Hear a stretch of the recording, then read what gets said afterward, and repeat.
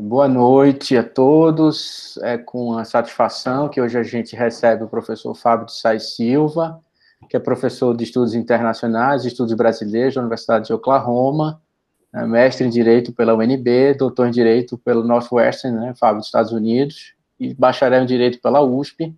Fábio é um estudioso, um pesquisador das instituições judiciais, das profissões jurídicas e da relação entre as instituições, as profissões e o sistema político e a democracia. Hoje a gente discute o texto do Fábio, da Lava Jato a Bolsonaro, está publicado no último volume da Law and Society e vai ser relatado pela Paula. Fábio, seja super bem-vindo. Esse é o nosso grupo, como eu falei para você antes, Constituição Política e Instituições Judiciais, vinculado ao programa de pós da Universidade Católica do Salvador. A gente tem feito essa discussão sobre sistema de justiça e sistema político já há algum tempo, e é uma satisfação, ter lido primeiro o seu texto, é um aprendizado importante, dialoga muito com as leituras que a gente tem feito, e ouvir você, claro, é sempre gratificante. Então, fique à vontade, aí o tempo que você achar necessário. Obrigado aí por ter aceitado o convite novamente.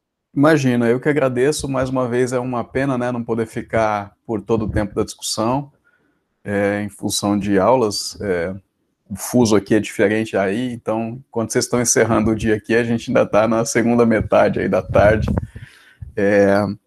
mas esse texto, até fiquei surpreso com a repercussão que ele teve, essa coisa um pouco do tempo que a gente vive, uma tuitada ali do Reinaldo Azevedo, acabou colocando ele em evidência e, enfim, na verdade foi a entrevista que eu dei para a DW, que acabou circulando bem, e o Reinaldo Azevedo teve acesso ao texto pela entrevista, e ele gravou, colocou isso no programa dele. Então, assim, nas últimas semanas, a gente não tinha, nada disso foi planejado, mas nas últimas semanas se falou muito desse texto, e aí é enfim, uma satisfação, sempre poder perceber que aquilo que a gente faz pode ter algum impacto nos debates, até porque aí eu queria contar um pouquinho do bastidor. Esse foi um texto que eu produzi, assim, era uma mistura de tentar inovar um pouco nos estudos sobre direito e política, e sobretudo em torno da questão da corrupção, muita gente tem escrito sobre isso por conta de como a corrupção, a luta contra a corrupção se tornou central na agenda de carreiras jurídicas, conectando com um pouco esse debate sobre democracia, mas minha intenção é inovar um pouco e ir para além do debate sobre, vamos dizer, a interferência política direta que aconteceu por meio da Lava Jato, que é objeto de debate, as pessoas disputam. Essa semana mesmo, quando a gente viu aí esse movimento que o Moro fez de conversar com o Huck sobre uma possível articulação numa chapa presidencial, e que seria isso um centro, um Biden brasileiro e tudo mais, se voltou muito a esse debate sobre se a Lava Jato era ou não era uma força política, se era de direita ou não, se era contra o PT ou não. E isso tudo eu acho que é difícil resolver, porque muito as pessoas estão muito convictas, em relação a uma coisa ou a outra.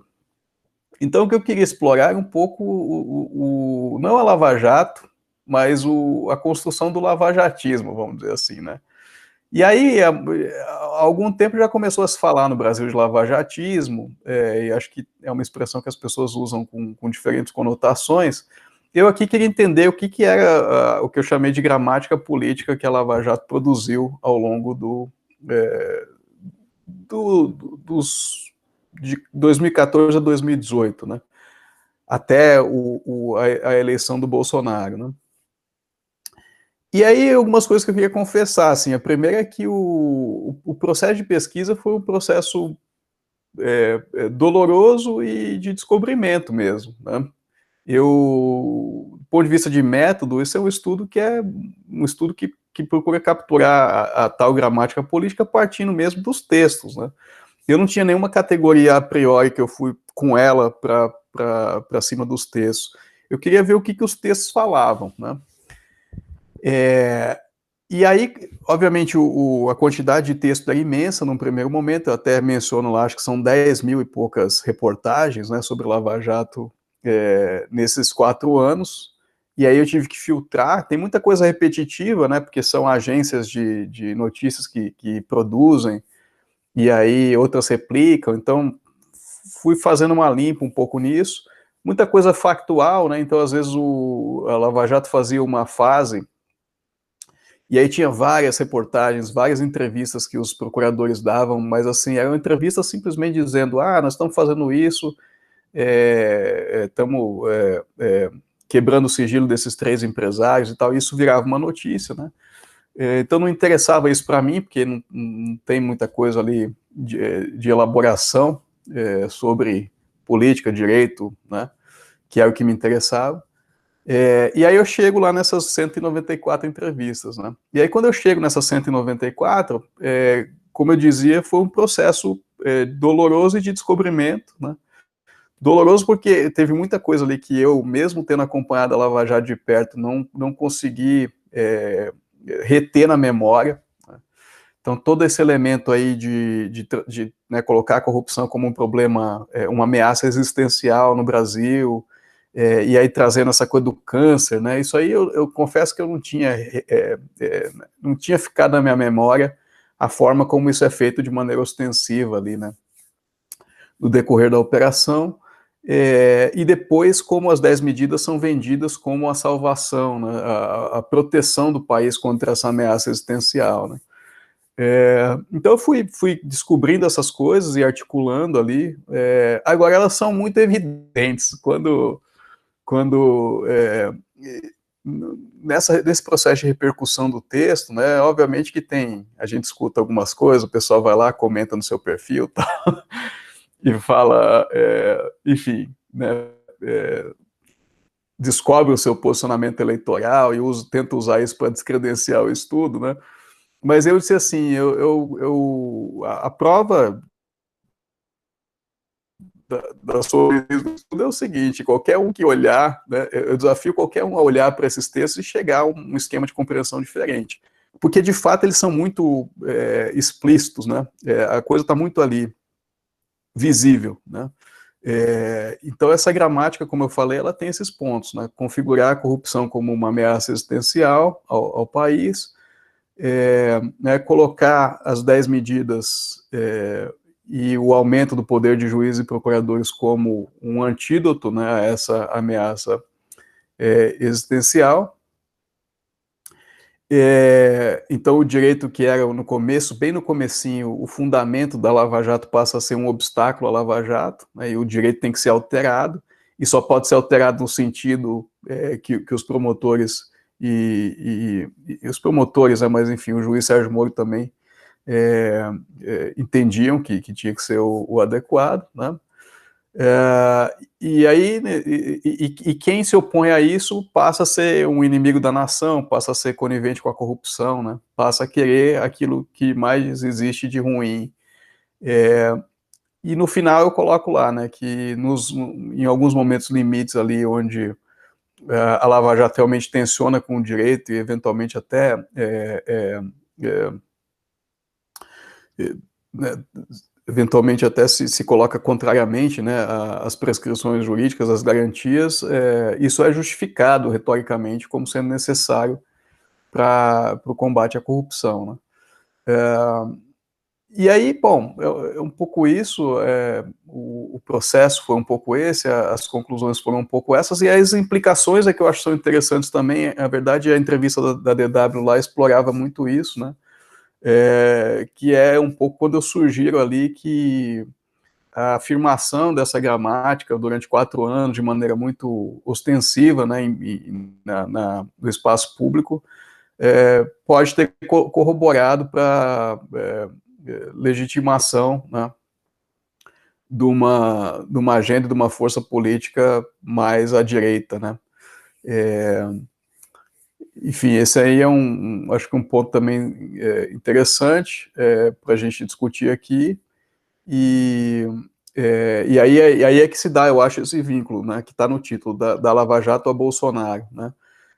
sendo, na minha opinião, o Sérgio Moro a pessoa que conseguiu justamente fazer essa ponte entre os dois, né? Por ser um símbolo da Lava Jato, mas também por ter aceito um cargo no Ministério, e no Ministério ter, né, em vários momentos, ecoado essa agenda de construção do inimigo e de né, não aceitação dos limites impostos pelo direito para que você possa combater esse inimigo, né? Então tem lá algumas citações que eu faço do Moro nesse sentido, enfim, tem outras também, acho que, né, ali, eu lembro na Covid, na crise da Covid, que ele deu uma entrevista que ele falou, eu não posso prender o vírus. Então, assim, parece que o Moro só, né, um pouco, ele só consegue operar nesse registro, quer dizer, tem um problema, você tem que, né, mobilizar o direito criminal, né, e prender alguém para resolver o problema, né? Eu acho que essa legitimação, por exemplo, do sistema de justiça criminal como um instrumento de política pública também está nesse registro aí mais amplo do que eu acho que é um registro iliberal, né? Muito embora alguns tenham confundido isso com liberalismo, né?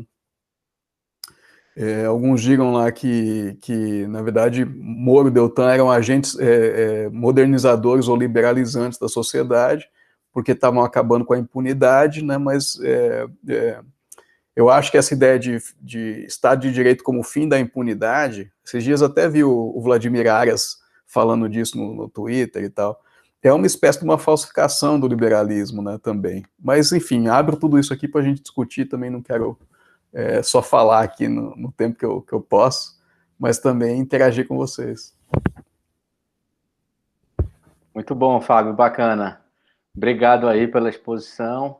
Eu fiquei com algumas questões sobre metodologia e eu queria já colocar uma delas, porque o teu texto explora, e assim, um período até grande, né? São 4 anos, e um período que você está coletando dados de jornais, de entrevistas, etc. Como é que você fez essa aproximação, assim? Como é que você selecionou essas matérias? Você foi por veículo, de internet? Que instrumento você usou para fazer essa coleta? Vou até então contar outro segredo aqui. Na verdade, eu comecei essa pesquisa não dessa maneira, né? Eu comecei de uma outra maneira que eu não consegui levar adiante, por limitações de acesso a dados, mas depois eu contornei essas limitações e vai ser a minha próxima, meu próximo estudo. Eu queria estudar mesmo o debate sobre corrupção na opinião popular, né, na internet. Então, eu estou coletando, já tenho uma base de dados grande de comentários de Facebook nas postagens dos procuradores. Boa. Era isso que eu queria no primeiro momento, né? É assim, é coisa de 1 milhão de comentários e tal. E aí é um outro conjunto de técnicas de pesquisa que eu ainda estou, né, navegando. Como poder processar essa massa de informação. Mas no momento que eu tive dificuldade ali para reunir esses dados, eu pensei, não, vou tentar capturar isso por algum outro ângulo que eu tenha mais familiaridade e tal. E aí o ângulo seria, então, o ângulo dos jornais, né, da imprensa. Eu já tinha feito pesquisa assim. Quando eu fui escrever uma vez um texto sobre segurança pública, eu utilizei essa base de dados que chama Factiva, que era uma empresa da Dow Jones, antes chamava Factiva Dow Jones, né? Em que eles têm um repositório de tudo quanto é jornal aí, né, do Brasil e do mundo, né? É um serviço pago, mas pela universidade eu tinha acesso a isso. E aí eu fiz lá a busca, né? Lava Jato, Sérgio Moro, Deltan, ou Dallagnol, né? E aí foi quando retornou esse número aí de 10 mil registros e tal. E aí eu fui em busca do quê? Eu fui em busca de reportagens ou entrevistas em que eu tivesse em que esses agentes estivessem articulando ali uma mensagem mais densa sobre Estado de Direito, democracia e tal, né? E aí eu fui fazendo uma filtragem ali, né? No final eu tive que fazer mesmo uma coisa mais radical, que eu botei entrevista Sérgio Moro e Dallagnol. E aí, enfim, teve um número grande ainda de registros, mas aí eu fui lendo, né, uma por uma, e selecionando as que eu entendia que tinha ali um corpus interessante para estudar, né? Aí vem um processo de codificação mesmo, né, de ler cada uma delas, e destacando temas, né? Enfim, faz isso meio manualmente, mas também é impossível fazer só manualmente, porque é muito dado, então acabava usando software de codificação também. E depois você vai reunindo os grandes temas, né, que foram esses 4 aí, e aí você tem lá dentro, quando você clica, você tem todo o conjunto de textos que você codificou com aquele tema, né? E dali você vai extraindo o discurso. Foi um pouco isso aí, a abordagem. Maravilha. Eu tenho outra, mas eu quero passar para os colegas aí. Eu gosto, tem assim, tem uma, eu fui fazer uma discussão esses dias por mensagem com o Frederico Almeida, né, que é um outro cientista político e tal. Ele me mandou uma mensagem, falou parabéns pelo texto e tal. Eu falei assim, Fred, tudo que eu falei aqui você já tinha falado. Outras pessoas já tinham falado, né? Aí eu disse para ele, mas assim, mas tem uma coisa que eu gosto, é do dado, né? Que eu tenho essa obsessão, assim, não, deixa eu olhar para os dados e ver o que os dados falam, né? Dá bastante consistência, né? Exato, e eu acho que isso acabou sendo um diferencial, né? Porque, como eu disse, é difícil as pessoas se oporem a essas conclusões, sendo que elas estão lastreadas, tem lá as notas, né, de rodapé com as indicações das fontes, e tudo mais, né? A gente discutiu, inclusive, esse texto do Frederico, relatado pela Paula no semestre passado, que está na Lua Nova. Aquele dossiê sobre política de justiça, é excelente também. Mas ele fez uma análise de conjuntura, né? Foi uma leitura mais... muito bacana. Maurício, acho que tinha uma pergunta, não é isso, gente? Bom, o texto é muito interessante mesmo, né? Eu ia fazer uma pergunta muito parecida com a do Douglas, viu, que eu tinha anotado aqui. Eu achei interessante você ter falado sobre a sua... Tá ouvindo aí? Parece que caiu. Tô sim. Sobre sua base de dados, né? E era uma curiosidade minha mesmo, e acho que você falou bem agora, não é?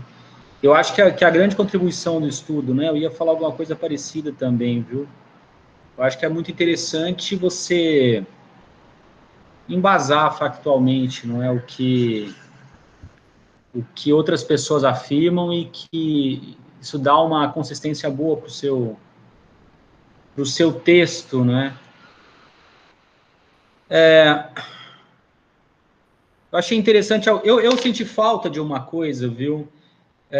Você acabou de falar que não tinha nenhuma premissa pré-concebida quando você começou a fazer o trabalho, eu entendo isso, mas o conceito de liberalismo, né, é importante, aparece como sendo importante no seu texto, e eu senti, ou me faltou, não é?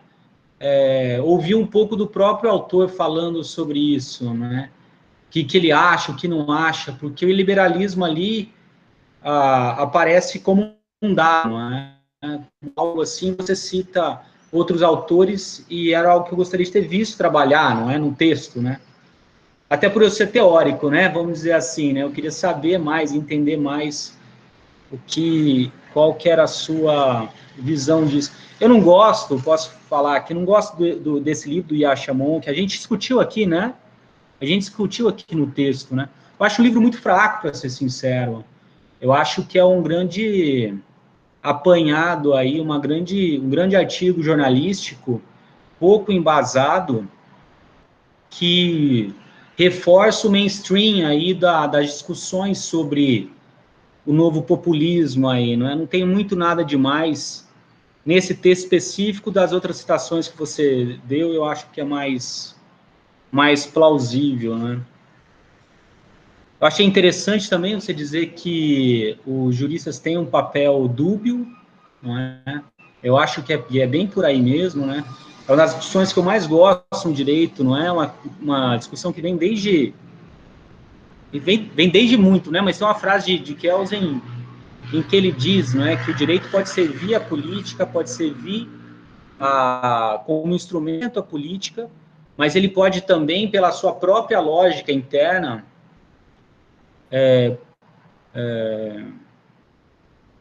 restringir de alguma forma o poder político, né?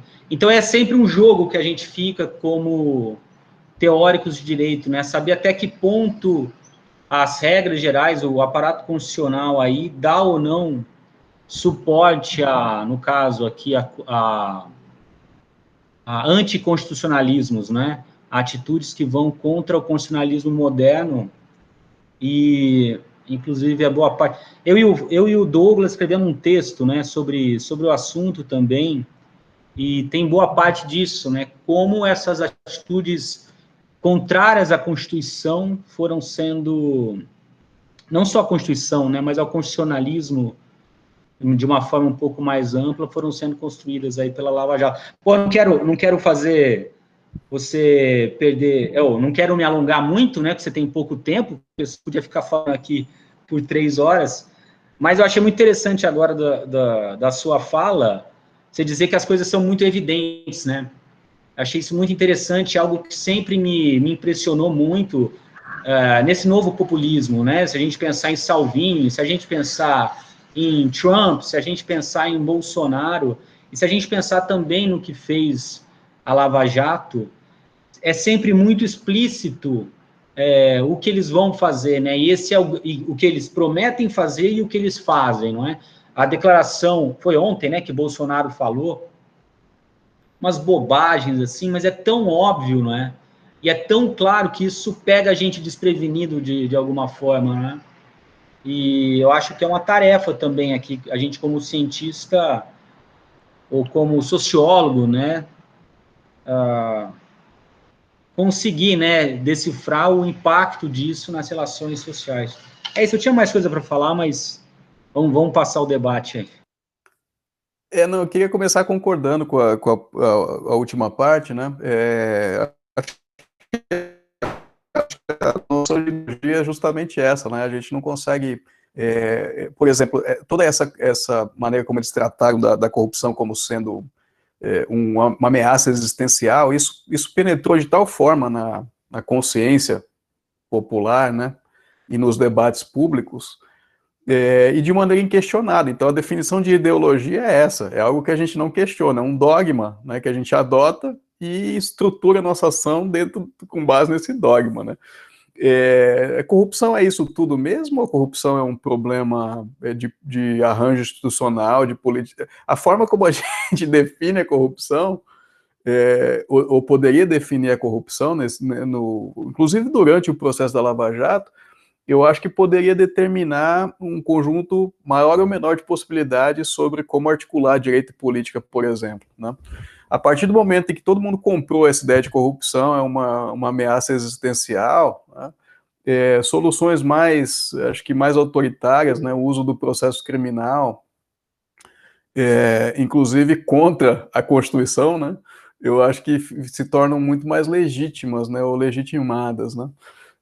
E faltou, acho que a imprensa, faltou a academia, e isso eu até sou bastante enfático lá no texto, né, de mostrar como a academia e a imprensa, na verdade, deram todo o respaldo necessário para esses agentes e não os questionaram, né.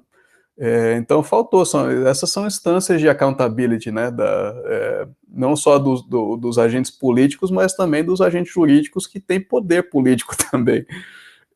Então, acho que isso é uma mensagem importante. O seu primeiro ponto, na verdade, ótimo você ter trazido. Quando eu disse que eu não tinha nenhuma categoria pré-concebida, era para examinar a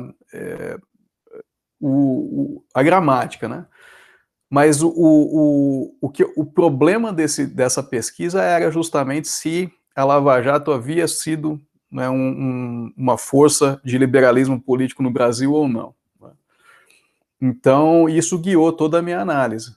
Por exemplo, esses dias eu dei uma entrevista aí para o pessoal do DCM, lá, o Kiko Nogueira, e eles me perguntaram, aí messianismo não apareceu aí? Eu falei para eles, olha, até apareceu, tem uma fala lá do... Eu até cito isso, né, que o Deltan diz que na cosmovisão cristã dele, ele entende que isso era até uma ação divina, uma intervenção de Deus na história brasileira para mudar as coisas e tal. Mas, na verdade, só isso, foi só esse o momento em que eu vi ali uma alusão a divino, né? Então, não era uma categoria que sobressaltou. Se tivesse aparecido mais, era provável que eu tivesse, de alguma maneira, trabalhado isso. Mas, assim, o que eu estava interessado era a representação do Estado de Direito e liberalismo político nessas entrevistas, né? Como essas pessoas elaboram o sentido da sua própria ação e como isso se conecta com o liberalismo político, né? Bom, dito isso, eu até, esses dias eu trocava uma ideia aí com alguns amigos, né? E aí eu disse o seguinte, olha, claro, a gente, quando eu faço esse movimento, de certa forma eu estou comprando ou dando de barato que o liberalismo político é enfim, uma filosofia e uma forma de organização das instituições que, né, deve ser deve ser abraçada, né? Então, eu disse para eles, talvez algum dia eu me arrependa de ter feito uma defesa, né, implícita, mas tão rasgada do liberalismo político, inclusive me apoiando nesses autores que você menciona, né, não só no Yasha Malk, mas no Farid Zakaria também, aquele texto dele em que ele, na verdade, elabora a noção de liberalismo, é um texto que meio que prega um excepcionalismo americano, né? Ele diz que o iliberalismo estava florescendo em sociedades que estavam começando a se democratizar, mas que não se democratizavam tão perfeitamente quanto os Estados Unidos. Era essa a mensagem. Então tem uma celebração aí de liberalismo que eu acabei tendo que fazer por conta, né, da forma como eu elaborei o problema, né, mas que não reflete exatamente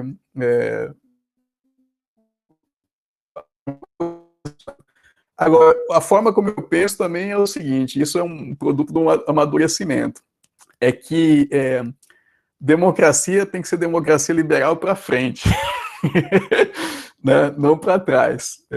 Então, eu acho que a democracia liberal tem limitações, né? Se quiser ser marxista, é uma instituição burguesa, né?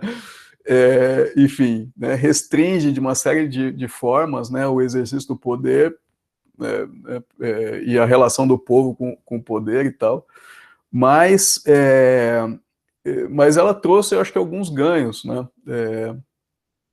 nesse sentido da proteção do indivíduo, né, contra arbitrariedades, por exemplo, ou da valorização da pluralidade, da diversidade, né, que a gente também não pode abrir mão tão facilmente, sobretudo num momento como esse que a gente está vivendo, né, em que essas lideranças extremistas, na verdade, construíram sua plataforma contra o liberalismo político, embora, no mais das vezes, para potencializar agendas de liberalismo econômico.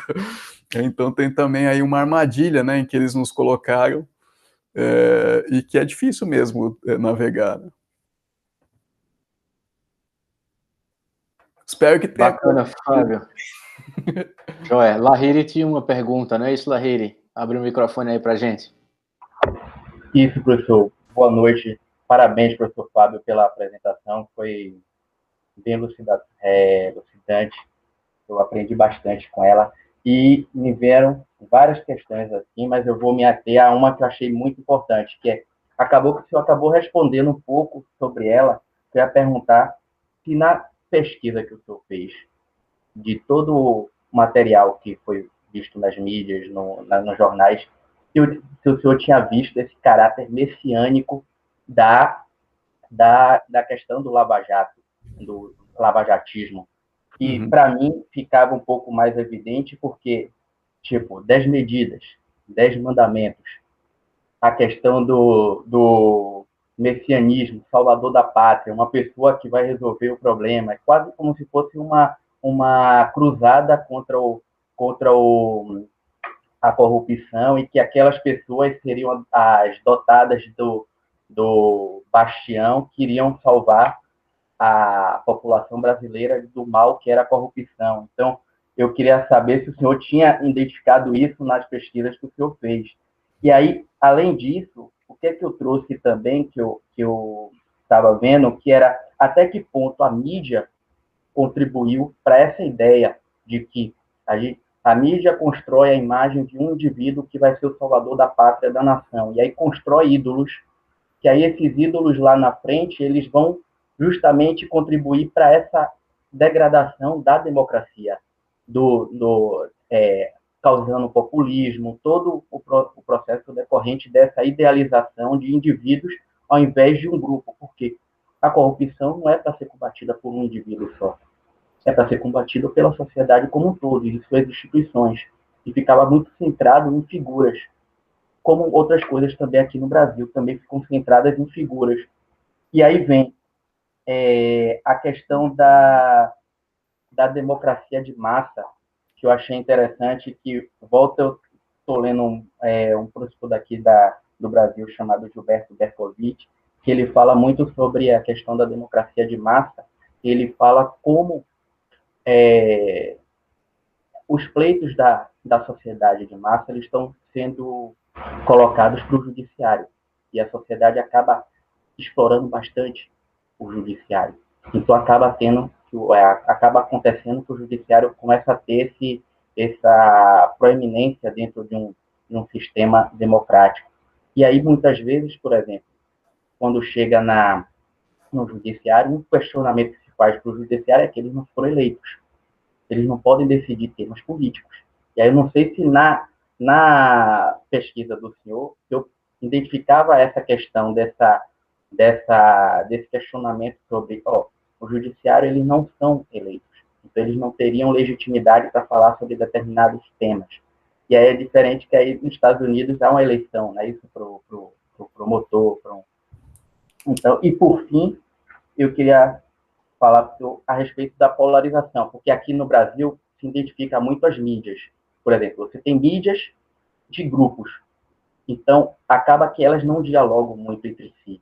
Então, se você recorrer a determinadas mídias, você vai ter um posicionamento diferente do outro, da outra mídia. Então, acaba que eles não dialogam em forma como se fosse câmaras de eco. E isso tem uma interferência na gramática, que o senhor provavelmente deve ter analisado, porque os termos eles vão variar dependendo de que mídia utiliza. Então, o próprio lavajatismo ele pode ter uma semântica positiva ou uma negativa, a depender da mídia que é verificada. Se o senhor percebeu isso na pesquisa do senhor. Eu me encerro por aqui por causa do tempo, mas eram essas as considerações que eu queria fazer. E obrigado novamente pela excelente palestra. Imagina, obrigado. Ótimas perguntas. Não, essa coisa do messianismo, eu realmente, como eu disse, eu acho que existem elementos ali que eu identifiquei que talvez eu pudesse ter caracterizado como messianismo, né? Eu acho que de novo, meu foco estava nessa questão da relação com a lei, com o Estado de Direito. Isso não passou muito pela minha cabeça, mas eu poderia ter trabalhado também um pouco nessa linha, considerando, por exemplo, que o Estado de Direito é impessoal, né? Além de que Estado de Direito também é estruturalmente separado de religião, então poderia ter, entre aspas, denunciado, né, a performatividade da Lava Jato a partir dessa categoria, né. Mas, de novo, eu ainda acho que isso nas entrevistas não estava muito presente, né. Eu acho que em outras fontes de dados isso fica mais claro. Por exemplo, as postagens de redes sociais dos procuradores, né, sobretudo. Eu tenho aí para essa segunda pesquisa que eu estou fazendo, as estatísticas. Isso também eu peguei as postagens de acho que de 2017 até 2019. 220 mil postagens. E aí, no final das contas, eu selecionei as 750 com mais engajamento. Dessas 750 que falam de Lava Jato, né? Dessas 750 que tem mais engajamento, eu acho que, sei lá, uma coisa do tipo 40% é do Deltan, né? Então, quer dizer, ele teve um papel muito forte nessa coisa de engajar pela internet, né? Assim, bastante desproporcional. Eu estou falando um número aqui que pode não ser o final, mas eu me lembro lá do gráfico e a maior barrinha era a do Deltan, né? E aí vários políticos de extrema-direita também que cresceram nesse processo, o próprio Bolsonaro também tem um engajamento fazendo post sobre Lava Jato, né? Acho que isso mostra um pouco que a direita ocupou esse espaço, né? Que talvez tenha sido uma falha dos outros setores, muito mais do que um mérito da direita, mas enfim. Sobre a coisa que você falou da mídia, eu concordo plenamente, né? E isso é uma limitação desse trabalho aí, quer dizer, o que eu estou fazendo aí? Olhando para jornal, né? Se for olhar para outras mídias, e aí as redes sociais, por exemplo, certamente a gente vai ver outras dimensões, né? Como eu acabei de comentar agora, mas também no processo de apreensão da gramática pela população, isso também pode estar sujeito a, né, vários tipos de, enfim, reinvenção, né, reconfiguração.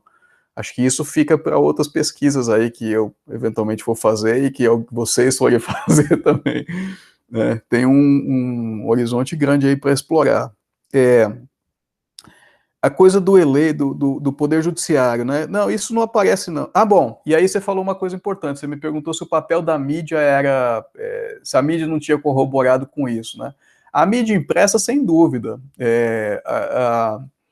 a quantidade de questionamentos, a prática é o tal do jornalismo declaratório que as pessoas falam, né? É simplesmente dar voz para os agentes, sem questionar, sem fazer uma crítica, uma leitura editorializada, né? Isso aí 99% do tempo a mídia, né, simplesmente dando microfone para que essas pessoas falassem o que elas quisessem e tal. E continua, né, hoje. Você vê, por exemplo, essa aparição nova do Sérgio Moro aí, quer dizer, a mídia noticiou de ontem para diante inúmeras matérias sobre uma possível candidatura do Sérgio Moro, e nenhuma delas faz um resgate do histórico do Sérgio Moro com a participação do governo Bolsonaro, as coisas que ele assinou, né, o decreto de armas lá, que foi o primeiro do governo, saiu dele, né, perseguição a jornalista saiu dele, quer dizer, quando é que a mídia vai começar? Uma coisa complicada, né, porque a mídia acabou justamente ajudando a construir esse herói, né, e agora ela tem dificuldade de se distanciar e fazer uma crítica. Enfim, um problema para a democracia brasileira é isso, né? A coisa do judiciário, do papel do judiciário para ser um agente de moralização, isso não aparece questionado assim, em lugar nenhum, né, dessas reportagens, pelo menos. E a coisa da polarização também, eu acho que aí a polarização, como ela é uma relação transitiva, né, teria que olhar em outras plataformas, teria que olhar... tem pessoas fazendo pesquisa, a Esther Solano, por exemplo, mostrou, né, o papel da Lava Jato, como a Lava Jato ocupava um espaço em protestos e movimentos, né, por uma determinada orientação política e tal. Então tem que realmente explorar isso aí, né? Mas estava tudo um pouco fora do escopo desse trabalho, embora não esteja fora do meu radar, né? E acho que isso tudo vale ainda continuar estudando. Fábio, meu caro, eu sei que seu tempo aí vale ouro, mas eu não sei se a Paula ou a Raquel ou a Érica tem só mais uma última questão para a gente fechar. Se não tiverem, a gente agradece bastante aqui ao tempo do Fábio, à disposição, não é? O fato de... Paula abriu o microfone, quer falar algo? Não, na verdade, é mais uma consideração do que uma pergunta. Porque eu gostei muito, né, dessa linha que foge justamente da polarização. eu percebo que a bibliografia, ela está sempre voltada para esse foco, né, da intenção política, do direcionamento político, se houve uma ideia contra o Partido dos Trabalhadores ou não, e eu gosto muito dessa proposta de inovar em cima desse assunto. Eu gosto quando textos conseguem pegar uma temática que é muito importante, mas que já há muitos autores em um determinado sentido, e ela consegue quebrar. É uma coisa, eu falo isso porque me toca, porque é uma coisa que eu tento e nem sempre eu alcanço, assim, desse processo de conseguir ir além e pegar uma coisa inovadora e, ao mesmo tempo, extremamente pertinente também. Eu gostei muito dessa ideia de você se voltar para a questão dos efeitos sociais disso, né? Assim, da responsabilidade política do Poder Judiciário. É uma coisa assim que eu realmente fiquei bastante entusiasmada na leitura, porque foge um pouco, inclusive, do Almeida, que eu tinha relatado, os juristas e a crise, em que pese também houve muita criticidade, mas eu achei que conseguiu inovar mais. De certa forma, me chamou mais atenção, porque pegou uma proposta totalmente inovadora. Então, eu achei isso muito interessante. Eu só posso agradecer, olha só que beleza. Maravilha, então. Ô, Fábio. A Raquel queria falar alguma coisa? Tá bom. Não, então é isso. De novo, agradeço pela oportunidade, espero que vocês se divirtam aí. Se vocês estivessem escondendo aí todas as críticas para depois que eu saísse, vocês podem me passar depois, que eu né, tô sempre aberto a debater esses textos e aprendo muito, né, acho que, por exemplo, esse tema do messianismo, né, que já apareceu lá, apareceu aqui também, o tema do liberalismo que o Maurício levantou, então, isso aí é realmente um chute na canela, né, mas é merecido, quer dizer, eu acho que também essas são questões que a gente vai processando, né, para os próximos trabalhos, sobretudo. E, enfim, daí que acho que vem um pouco, Paula, para voltar nesse seu ponto. E isso eu acho que é, enfim, uma contribuição final que eu deixo aqui até para valorizar esse tipo de momento. A ciência é uma prática compartilhada, né? Por mais que a gente esteja na universidade, enfim, numa era de métricas, né? Eu estou aqui, né, no meu estágio probatório aqui da universidade, então todo ano tem que apresentar relatório de quantos artigos publicou, aonde publicou, quantas vezes foi citado, né? Enfim, é um retrato aí do tempo que a gente vive, né? Enfim, se queira, né, do neoliberalismo, dos efeitos do neoliberalismo nas nossas vidas, né? A gente transforma tudo em relação entre meio e fim, né? Mas para mim, sempre a ciência foi uma prática compartilhada, né? As melhores ideias que eu tenho para pesquisa, elas surgem de ou debates em sala com alunos, né? Ou participação em conferências, e agora, enfim, na pandemia, né, estamos fazendo aí muitos desses Zooms e tal. Eu acho que é assim que a gente vai refinando a compreensão das coisas e vai tendo esses estalos, né? E aí uma hora você fala, putz, ninguém está fazendo isso, talvez eu devesse fazer. Aí você vai atrás e consegue fazer, né? E aí depois, enfim, volta e tem essa interlocução em cima dos resultados. Acho que a ciência é sempre esse movimento, né? E é fazendo com os outros, né? Acho que acabou, a era do enciclopedista lá acabou em 1700, né? Acho que hoje a gente tem que trabalhar numa lógica de colaboração mesmo e de diálogo, e é assim que a gente vai avançando o conhecimento. Maravilha, Fábio. A gente vê esse seu comprometimento na prática aqui. Agradecemos aí a disposição, o diálogo, e as críticas vão estar gravadas também nesse vídeo. Eu vou passar para você depois.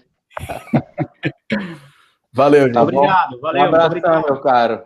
Tchau, Boa tchau. aula para você aí. Obrigado, professor. Tchau. Parabéns. Parabéns novamente. Valeu. Legal, né?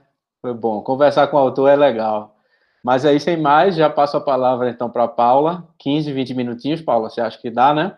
E aí a gente põe mais um ponto ou outro do texto que ficou faltando, quem quiser complementar, tá bom? Ô, pessoal, Então, rapidinho, eu tô saindo, eu tô com muita dor de cabeça, eu tinha mandado uma mensagem pro Dô, achei que nem ia conseguir participar. Então, vocês desculpem aí, não vou acompanhar a discussão, tá? Eu acho que deitar. Um abraço, tranquilo, falou. mano. Toma um Dorflex aí, cara. Se cuida. Tchau, tchau. Um abraço. Falou. Valeu. Então, Paula, a palavra está contigo. Deixa eu só, eu não sei se eu vou conseguir, mas é porque Você quer... deixa eu ver se eu consigo. Consegui? Ah, conseguiu. Tá entrando agora. Vê se fica ajustado a tela ou se passa. Eu tô vendo super bem. Tá bem? Então, Não vou porque eu fico com a tela presa. Eu coloquei esse slide, na verdade, para eu não me perder, porque eu tô com a cabeça tão... Eu até agradeci, de certa forma, talvez pelo professor ter falado antes, porque a cabeça tá meio a mil, mas eu vou tentar elucidar as questões. Eu coloquei, na verdade, a minha apresentação é um pincelamento, eu não tive o objetivo de esgotar o assunto, como, na verdade, eu nunca tenho nas minhas relatorias, justamente por uma questão de viabilizar o debate.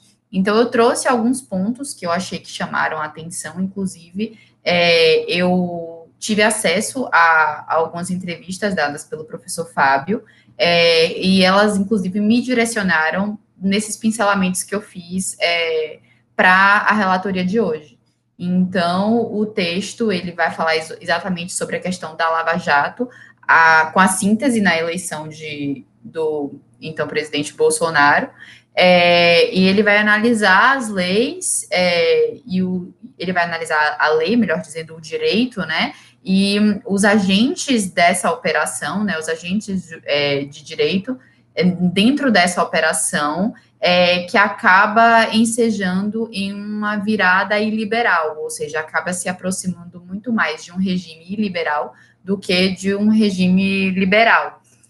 O professor Fábio, como o professor Douglas já havia mencionado, ele é professor de estudos brasileiros da Universidade de Oklahoma, nos Estados Unidos, e ele, com esse texto, como eu já havia enunciado aqui, então, falando só rapidamente, ele conseguiu enxugar, dentro de uma ampla base de dados, em 194 entrevistas de membros da Lava Jato e do ex-juiz Sérgio Moro no período da Lava Jato, e ele vai analisar essa gramática política estruturada na Lava Jato pelos agentes e as implicações disso na sociedade.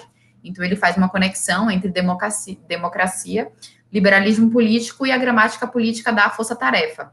Então, ele começa fazendo um pequeno desenho da Lava Jato no Brasil, começando lá na década de 90, em que ele vai dizer que é quando começa a surgir esse movimento anticorrupção global, em que esses agentes da lei, né, eles começam nesse processo de tomar uma posição de aumento de sua posição, de aumento de sua legitimidade, num sentido de combate à corrupção. E aí, em 2014, ele vai falar sobre a eleição polarizada da Dilma Rousseff, que venceu numa margem apertada. Em 2015, ela já sofre protestos em massa, uma pauta centrada na corrupção. 2016, sofre o processo de impeachment, né, que ela não sobrevive. 2017, o ex-presidente Lula foi indiciado e condenado por corrupção e lavagem de dinheiro. Ao mesmo tempo, o ex-juiz Sérgio Moro estava falando na Academia de Artes e Ciências, e o seu relato da Lava Jato foi publicado em um jornal importante. Em 2018, o Tribunal de Apelações confirmou a sentença e mandou o ex-presidente Lula para a prisão. Meses depois, o TSE, né, o Tribunal Superior Eleitoral, ele confirma essa prisão a partir do afastamento dessa disputa presidencial, em que o Lula liderava as pesquisas. Ao mesmo tempo, no mesmo ano, né, o ex-juiz Sérgio Moro, ele palestra em importantes universidades, como a Universidade de Notre Dame nos Estados Unidos, Em 2019, ele foi incluído na lista das 50 pessoas que moldaram a última década pela Financial Times. O Dallagnol, o promotor de justiça Dallagnol, é reconhecido pela Isto É como brasileiro do ano da categoria de justiça. Ao mesmo tempo, no mesmo ano, há o escândalo do Jet Leak, né, do Vaza Jato, em que revela essas práticas polêmicas que a gente vai estudar mais na frente. Então, eu gosto desse desenho feito nessa introdução da Lava Jato no Brasil, em que ele vai colocando em um mesmo ano como vai se construindo o desenho que vai sintetizar na eleição, né, do então presidente Bolsonaro. E aí, partindo para a abordagem, eu percebo que o principal ponto do professor Fábio é se voltar sobre essa gramática política construída na Lava Jato. Então, ele começa ensejando essa compreensão a partir da análise de declarações de abertura feitas no Tribunal de Nuremberg e no Tribunal Criminal Internacional pelos estudiosos Levi, Desalay e Amir Aslani, que eles examinam como os promotores eles produziram uma gramática moral por meio da qual eles trabalham para garantir aos outros que os seus processos valem a pena. Então, esses autores eles descobrem que essa gramática mudou, mas que o modelo de apelos amplos e diversificados é para um modelo da lei pura. Então, eles afirmam que essa mudança ela se reflete pelas incertezas no contexto geopolítico que os promotores estavam operando, mas ela também revela essa capacidade dos promotores de usar as palavras, de usar significados para legitimar e avançar a sua posição, né? Para afirmar os seus recursos estratégicos e empregar nas limitações de campo e nas oportunidades. Então, a gente vai para o tópico de achados, né, em que ele começa falando exatamente sobre essa questão da posição dos agentes da Lava Jato, em especial do promotor Dallagnol e do ex-juiz Sérgio Moro, na época, juiz Sérgio Moro, em que eles se posicionam como protetores, né, da nação contra uma ameaça existencial. Ou seja, você tem no processo de investigação da Lava Jato o uso de uma linguagem forte, com o uso de metáforas biológicas para designar uma ameaça nacional. Então, a corrupção ela é comparada a um câncer, em que a Lava Jato ela auxilia o diagnóstico e o tratamento dessa corrupção, que seria endêmica e que estaria espalhada como metástase.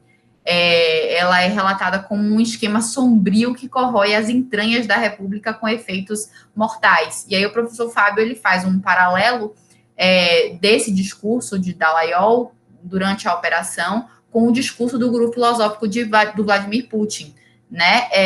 Em que era o Ivan Ilyin, não sei se essa é a pronúncia, mas enfim, que ele afirmou que a Rússia precisava de um redentor que pudesse defender sua inocência, e caso contrário, seria inevitavelmente sucumbida a uma incompreensível malícia do mundo.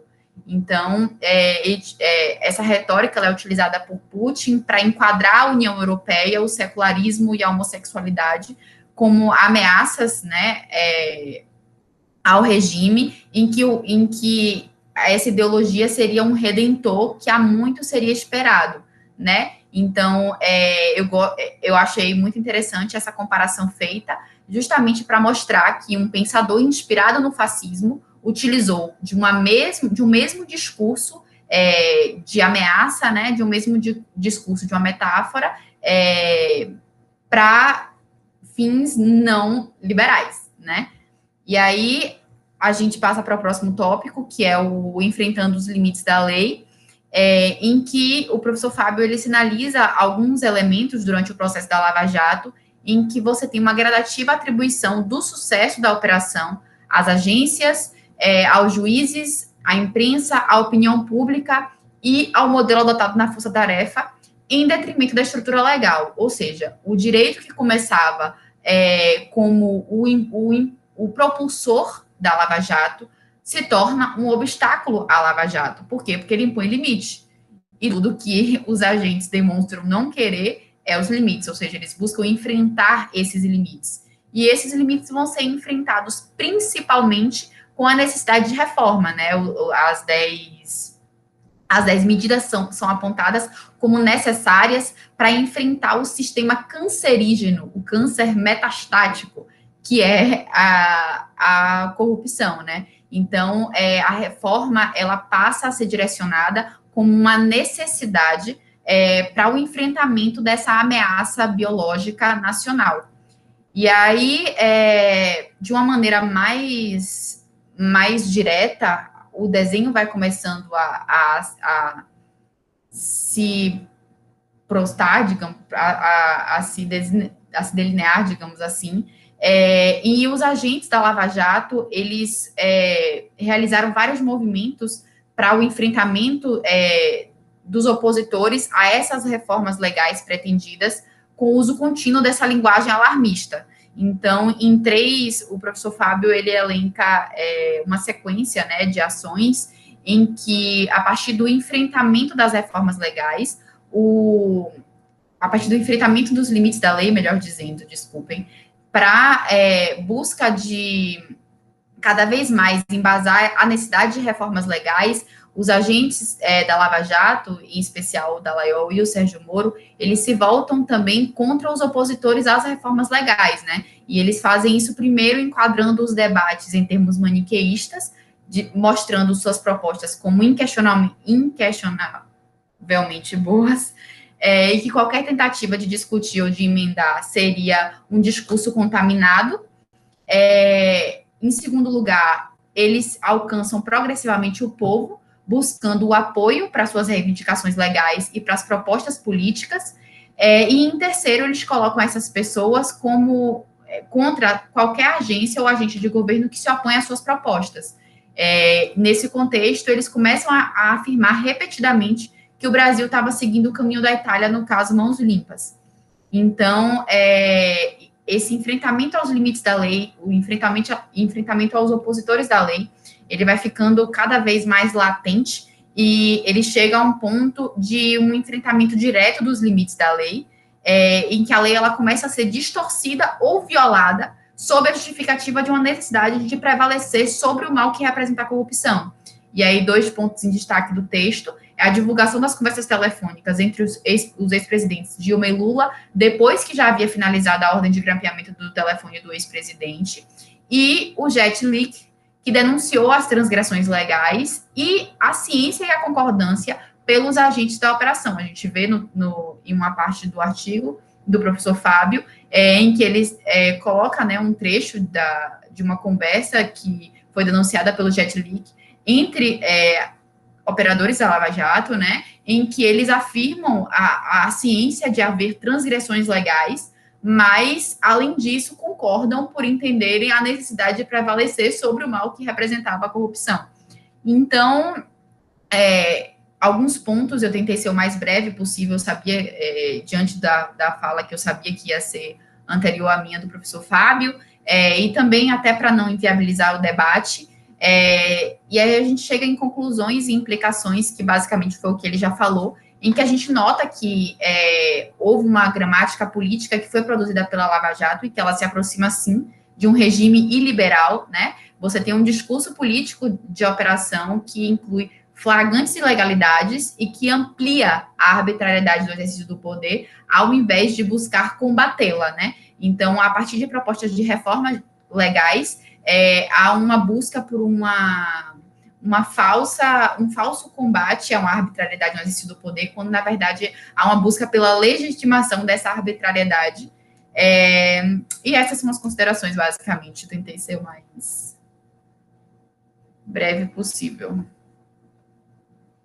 Excelente, Paula, muito boa relatoria, parabéns, acho que sintetizou muito bem o texto, sabe, excelentes pontos que você trouxe, objetiva, né, mas muito consistente, você conseguiu trazer e reunir muita coisa bacana do que o texto traz, e assim, a gente, como foi contemplado antes também pela presença do Fábio hoje, ajudou. Eu achei muito interessante essa leitura que o Fábio fez da Lava Jato, que você trouxe aí também nas conclusões, porque ela se articula com essas leituras anteriores também que a gente tem feito no grupo, né? O texto que a Érica relatou e a gente discutiu há 15 dias, do José Maria Maraval, fala exatamente sobre isso, como é que você usa as instituições do liberalismo para destruir o regime democrático, né? Para atacar por dentro a garantia do respeito às regras, dos direitos fundamentais, etc. Isso está no texto do Fábio, e algumas passagens são muito ilustrativas, assim, por exemplo, quando há um recurso, aquele recurso contra a liberação das gravações por Sérgio Moro, o que é que o TRF fala? Para casos excepcionais, a gente precisa de regras excepcionais, é como se o direito estivesse se excepcionando de aplicar naquele caso, né? Então, veja o direito sendo instrumentalizado pela própria linguagem jurídica para alcançar objetivos iliberais, ou objetivos antidemocráticos nessa semântica aí que vincula liberalismo e democracia, e que a gente está vendo que nem sempre é uma articulação necessária, né? Eu queria abrir Érica e Raquel, que estão aqui, eu vi que Lahiri acabou saindo. Oi, Érica. Oi, Raquel. Oi. Eu não me manifestei antes quando o professor estava aqui, porque eu imaginei que o tempo dele estava apertado, né? E também acho que todo mundo, as perguntas foram feitas, acabaram esclarecendo minhas dúvidas. Mas eu achei esse texto muito interessante mesmo, por conta dessa análise dele, dessa gramática e dessa relação, né, que ele fez com esse iliberalismo, né, essa questão de que seria iliberal. Eu realmente, né, o que dá para perceber é que esse discurso que foi utilizado pela Lava Jato, ele realmente ele foi utilizado para justificar, né, todo o atropelo do processo, devido processo legal, das garantias processuais, de tudo que está no Código de Processo Penal, na Constituição, e foi utilizado para isso, e ele foi acolhido, né, pela população, pela sociedade, justamente em razão de tanto terem martelado e massificado esse discurso, né, a mídia, o próprio Dallagnol, né, e o Moro, que acabaram se tornando heróis da população, os heróis, os salvadores, que vão curar, né, o Brasil desse mal, que é a corrupção. Aí eu achei isso bem interessante. Eu não tinha, assim, eu tinha imaginado, né, dessa relação com essa coisa liberal, mas eu não estava tão claro, mas com a leitura do texto ficou mais claro ainda, né, e aí essa coisa da exceção que o senhor falou aí no final, né, dessas exceções, utilizar aqui, mas é uma exceção, vamos, assim, violar, passar por cima da lei de forma excepcional. Não, mas essa exceção, quem garante que essa exceção não vai se tornar a regra, né, no futuro? Que é o que, assim, quando eu discuto com as pessoas que defendem cunhas e dentes da Lava Jato, Moro, Deltan, não sei o que, eu falo isso. Mas a corrupção, mas não sei o que, mas tem que agir de forma mais dura, mas... Sim, mas quem garante que essa exceção, esse agir de forma mais dura, nesses casos, não vai passar, eles não vão passar a agir de forma mais dura com o restante da população? Tipo, eu sou defensora no criminal com os meus assistidos, coitados, que é a regra massa, né, que é... Já rolou isso, inclusive, né, o Moro na prisão da administração dele, né, que ele disse que ele não estava ali, ele praticamente disse que ele não estava ali para passar a mão na cabeça de preso, né? Imagina, aí é demais. Moro, acho que é o único pré-candidato liberal que se apresenta para a disputa eleitoral, né? Que perseguiu grupos de música punk quando era ministro da Justiça há um ano atrás. Quer dizer, sim. Que liberalismo é esse, né? Liberalismo, que centro é esse? Que pessoa de centro é essa, né? O cara liberal contra a liberdade de expressão, né? Pois é, não existe. É curiosíssimo. Érica, tem alguma palavra? Gente, boa noite. Sim. Boa noite, gente, boa noite. Tudo bom? Antes de mais nada, Paulinha, parabéns pela apresentação, foi excelente. Via de regra, eu leio os textos, mas como eu estou escrevendo a dissertação, gente, eu não li o texto de hoje, e nem estou aqui porque eu ainda estou no meu trabalho. Então, duas ponderações. As falas, tanto do Fábio quanto da Paula, foram excelentes, esclareceram muito. Eu vou ler o texto, e assim como o outro texto, que eu fiz minhas considerações depois, eu vou fazer comentários. Mas uma observação, sem nem ter lido o texto, mas como sempre trazendo um pouco o debate para o direito eleitoral, e como eu estou escrevendo isso agora em relação a partidos e gênero, observem, olha que coincidência engraçada, quando eu estava fazendo a minha monografia da época da graduação, eu rechaçava completamente uma decisão do Barroso em relação às candidaturas majoritárias, em que você poderia sair de um partido político, praticar infidelidade partidária e você não seria penalizado com a perda do seu mandato. E uma expressão que eu usei no final, já no meu último tópico, que eu achava que era muito perigosa para o Brasil, eram as figuras messiânicas. Porque quando você pretere partidos políticos, sempre trazendo para o direito eleitoral, você vai preterindo partidos políticos dentro de uma estrutura representativa democrática, você enaltece essas figuras messiânicas que se somam a esse aparato da mídia, das instituições de poder, do poder judiciário, e que você não só você desestabiliza cada vez mais a democracia, como você cria uma disruptura que fortalece regimes iliberais. Então, a gente tem que sempre ter um olhar sobre as instituições, que é o foco do grupo de pesquisa, mas principalmente à luz do regime democrático, na ideia de importância dos partidos políticos, para que você diminua o efeito danoso que figuras como um Deltan Dallagnol, como um Sérgio Moro, tenham na condução de uma sociedade, né, da condução da tripartição de poderes, enfim. Então, a minha ponderação é essa. Mas só parabenizando, e quando eu ler o texto eu farei minhas ponderações. E parabéns mais uma vez, Paulinha. E o professor Fábio, que não está mais aqui. Maravilha, Érica. A gente aguarda, então, depois as suas anotações aí sobre o texto. Obrigado pelo comentário. E o ponto que você trouxe é muito interessante, até, para a gente pensar esse binômio Estado de Direito, desigualdade, né, que é sempre algo que toca as nossas discussões no grupo. Quando a gente fala, e Raquel tocou nesse ponto na fala dela, sobre a exceção, Moro está autorizado a agir contrário às regras do processo penal e do direito penal, porque ele está combatendo algo maior.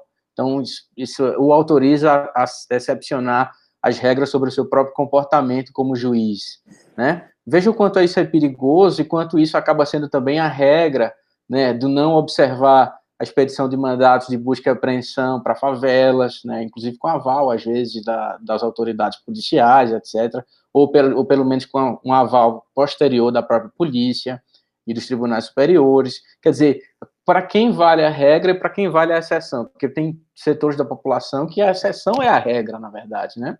Num país desigual como o Brasil, a falta de acesso a essa semântica da formalidade dos códigos, da representação da própria institucionalidade.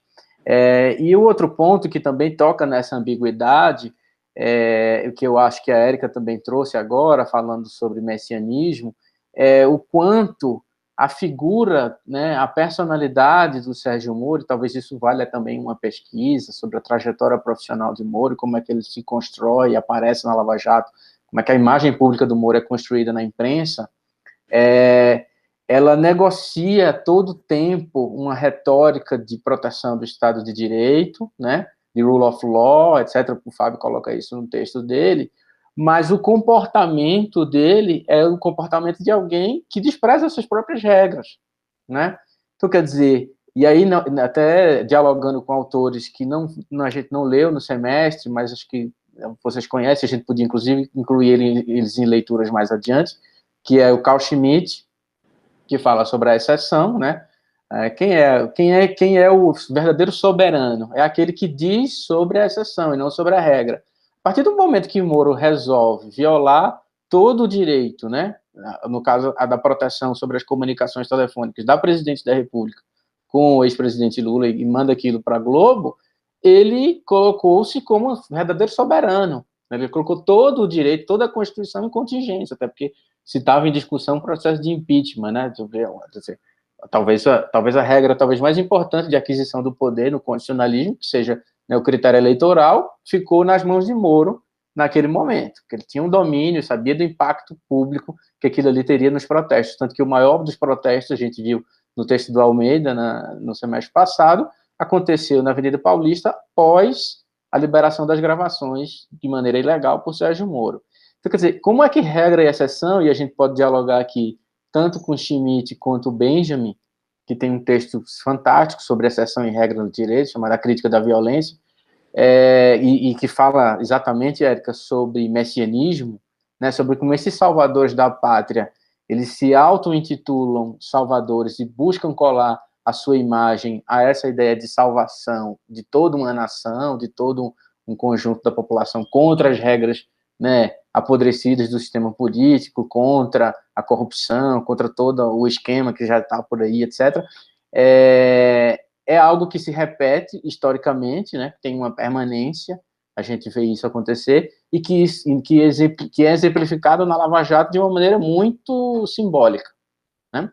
E isso a gente ainda está vivenciando, né, porque a crise não terminou, mas quais as implicações dessa ruptura com o Estado de Direito, por dentro das regras, causou sobre a legitimação dos partidos, das candidaturas, pavimentou o caminho para um certo autoritarismo, né, do próprio presidente Bolsonaro. Como é que a gente pode pensar o sistema de justiça a partir daí? Que eu acho que é o desafio que a gente está se propondo também no grupo, né, há algum tempo. Olha, como é que a gente pode pensar um sistema de justiça democrático, participativo, que esteja sujeito aos influxos populares, ao próprio controle da sociedade, em grande medida, né, tendo em vista, inclusive, o papel muito tímido do CNJ no controle dos atos administrativos do judiciário, a partir de uma reflexão de que todo aquele projeto que parecia depositar muita esperança no judiciário e na figura dos juízes, o projeto pós-88, acabou dando no que deu. Né? Claro que a gente não pode dizer que os 18 mil juízes do judiciário do Brasil são representados por Moro, há muita fragmentação, o judiciário não é um bloco monolítico, assim como a Defensoria Pública não é, o Ministério Público não é, a advocacia, mas foi muito significativo o que aconteceu, né? O uso institucional da lei, do direito, da semântica do direito, para instrumentalizar essa via e pavimentar a própria quebra com o Estado Democrático de Direito. Vocês têm algo a falar sobre isso? Vocês têm ideias a respeito? Porque eu acho que isso é uma coisa que a gente no grupo tem essa preocupação, e eu acredito que vocês também incorporem essas reflexões para os projetos de dissertação de mestrado de vocês, o que é muito bom, né? Mas, assim, a ideia é que também a gente possa, a partir dessas reflexões, inclusive com os nossos convidados, durante o semestre, pensar em projetos que sejam mais transversais, tá? Por exemplo, Raquel, né, tá na Defensoria Pública, estuda Defensoria, estuda arbitragem, Érica, Assembleia Legislativa da Bahia, Direito Eleitoral, Paula, Estatuto da Criança e Adolescente, Constitucionalismo, toda essa questão dos movimentos sociais, protetivos, direitos fundamentais, mas a gente pode tentar construir leituras a partir dos próprios campos de vocês que sejam transversais sobre a ideia de judiciário, de democracia, de sistema político e tal, que são essas discussões que a gente tem feito aqui. Algo mais para o próximo semestre, mas eu queria deixar esse recado aqui, porque é algo que eu acho que interessa para todo mundo como integrante do grupo, né? Eu super concordo, acho válido. A questão é adiantar as coisas que tem que fazer agora para qualificar. Mas a ideia é muito interessante porque a gente começa a ver como a correlação entre essas instituições é muito mais intensa e muito mais imbrincada do que a gente imagina. A gente acha que são instâncias distintas e são completamente, assim, que há um espaço entre elas muito grande, não há. Invariavelmente elas se tocam. Hoje, por exemplo, eu peguei um caso sobre o estado de calamidade pública e estava uma discussão muito grande envolvendo discricionariedade administrativa de um prefeito sobre o que deveria ou não ser feito por conta da calamidade pública. E aí a gente, com o Tribunal de Contas, que é um auxiliar ao Poder Legislativo, se mandaria ou não para o Ministério Público Federal ou Estadual, mas não queria mandar para o estadual porque o promotor de lá não era uma pessoa que instruía bem o processo, queria receber, não instruía bem o processo. Era um ativista, mas não era bom nessa acariação de provas. Então, assim, a gente começa a ver como esses atores judiciais estão completamente correlacionados. E, enfim, só relatando uma experiência de hoje de mais cedo. O que demanda da gente esse forte... E aí é sempre um paradoxo, né? Precisamos fortalecer as instituições, mas até que ponto essas instituições não estão sendo utilizadas contra a própria estrutura que as protege? Isso é que, para mim, é uma grande dúvida, assim. Temos que fortalecer o Ministério Público? Temos, porque o Ministério Público, ele fiscaliza a lei. Temos que fortalecer a AGU? Precisamos. Mas até que ponto advogados públicos também determinadas figuras não se insurgem contra a própria estrutura democrática. Eu acho isso, assim, angustiante. É esse o ponto. Eu nem li esse texto, gente, mas refletindo sobre os textos pretéritos. Legal. Tem um conceito que a criminologia usa já há muitos anos, e a gente que é do direito público, direito constitucional, constitucionalismo e tal, esquece, que é o de seletividade. Porque o uso das instituições, as decisões judiciais, tudo isso também é muito seletivo, né? Para que onde a gente vai olhar? Que tipo de problema a gente vai resolver descrever? Como é que a gente vai resolver problemas de pesquisa a partir de lentes muito amplas? Às vezes o dogmatismo captura a gente no direito e a gente esquece exatamente de olhar para onde o direito está observando, né? Que tipo de problema o direito está cuidando? Como a gente está julgando? Que grupos sociais estão sendo afetados pela linguagem jurídica, né, e a atuação dessas instituições? Acho que esse a Lava Jato é um excelente exemplo sobre o uso seletivo do sistema de justiça e da linguagem jurídica. Então, gente, acho que a gente pode ficar por aqui, né? Foi bem produtiva a reunião. Novamente, Paula, parabéns. Palavra sua. É rápido. Na verdade, professor, eu queria te agradecer.